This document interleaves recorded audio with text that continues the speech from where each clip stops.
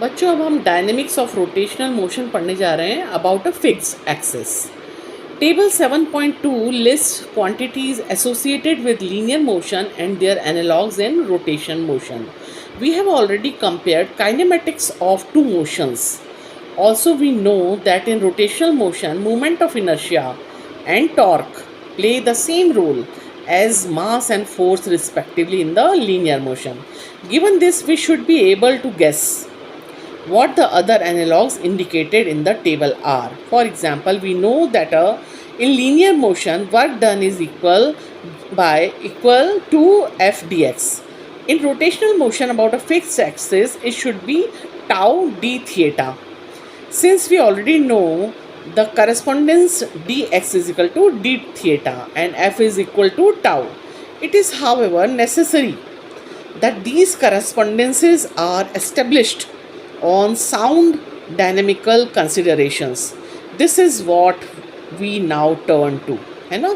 हम डायनेमिक्स इसलिए तो पढ़ रहे हैं हम कि देखें हम f किस तरह से टाउ के इक्वल होता है इन द रोटेशनल मोशन और किस तरह से डिस्प्लेसमेंट जो है वो एंगुलर डिस्प्लेसमेंट के एनालॉग है किसमें, रोटेशनल मोशन में. Before we begin we note a simplification that arises in case of rotational motion about a fixed axis. क्या है वो simplification?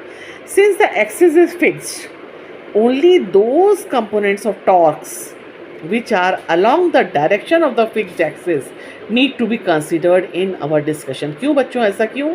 सिर्फ वही component क्यों लेना है टॉर्क का जो कि एक्सिस के पैरेलल है या एक्सिस के अलॉन्ग है, उसी डायरेक्शन में है जिस डायरेक्शन में एक्सिस है. टॉर्क का सिर्फ वही कंपोनेंट जो है हम कंसिडर करेंगे. जो कंपोनेंट परपेंडिकुलर है एक्सिस का, उसको वो रोटेशन कराने के काम नहीं आता बच्चों. आप किसी चीज़ को रोटेट करा के देखो कि टॉर्क की डायरेक्शन कौन सी होनी चाहिए, जो जिस डायरेक्शन में एक्सिस है ना. Only these components can cause the body to rotate about the axis.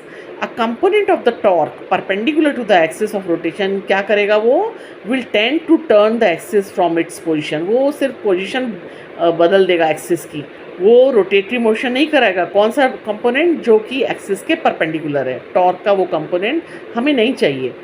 We specifically assume that there will arise necessary forces of constraint to cancel the effect of perpendicular components of the torques, so that the fixed position of the axis will be maintained. हम ऐसा मान लेते हैं कि जो force के necessary constraint है ना, वो उस टॉर्क के परपेंडिकुलर कंपोनेंट को नलीफाई कर देते हैं, कैंसिल कर देते हैं.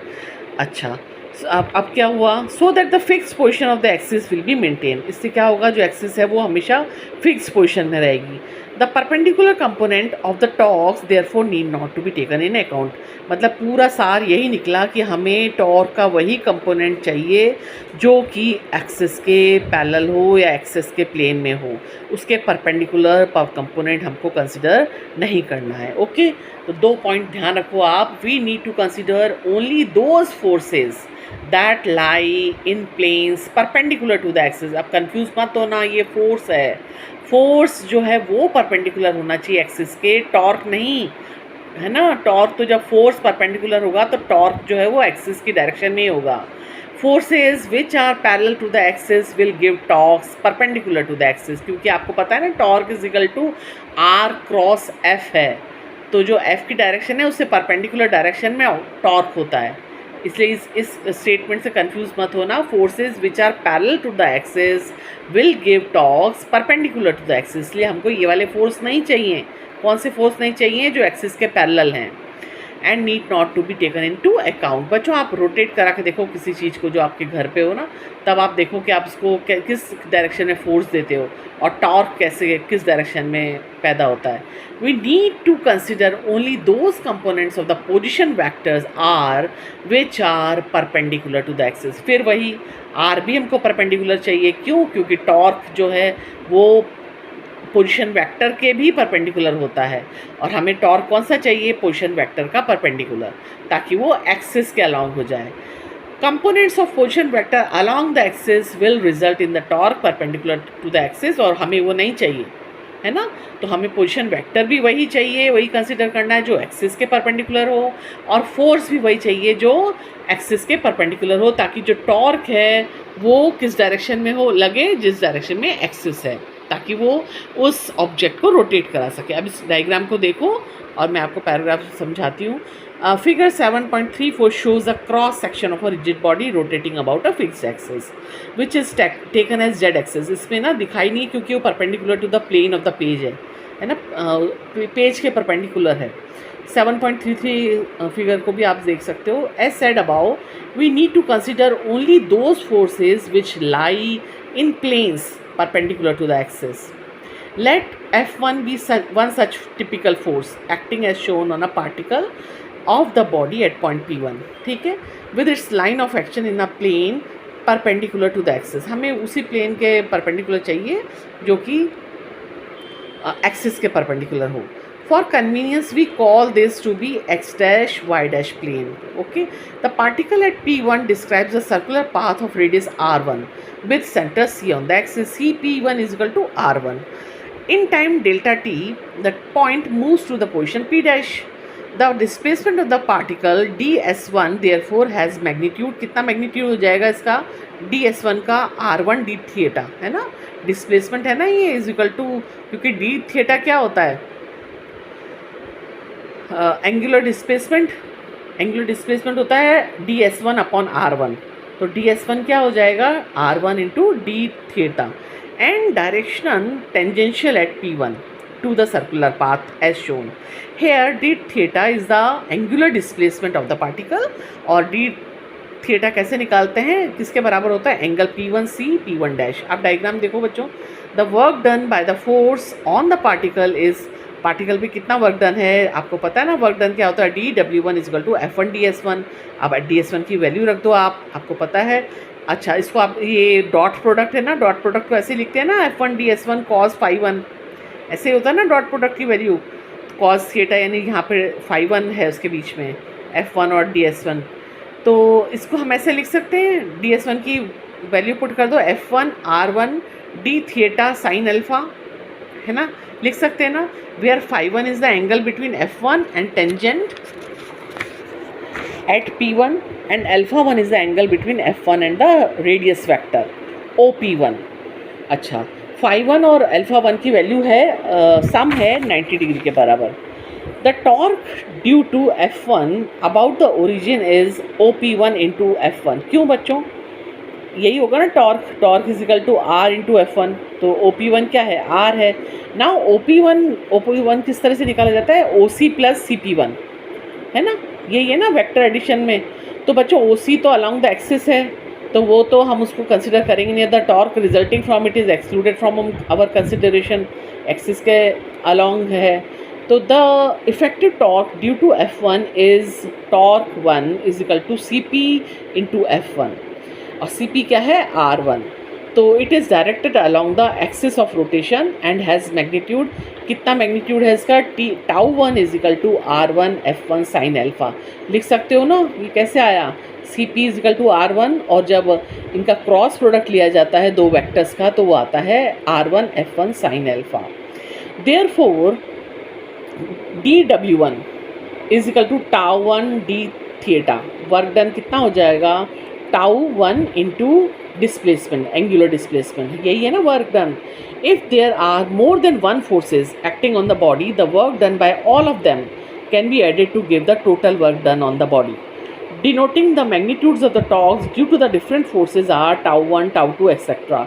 तो dW क्या हो जाएगा, सबका एडिशन, सारे टॉर्क मिला के और उससे मल्टीप्लाई करना है d थीटा को। Remember the forces giving rise to torques acts on different particles, but the angular displacement d theta is same for all the particles.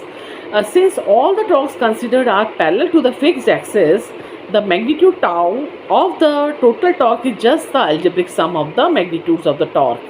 Tau is equal to सबका algebraic sum. We therefore have dW is equal to tau d theta, है ना।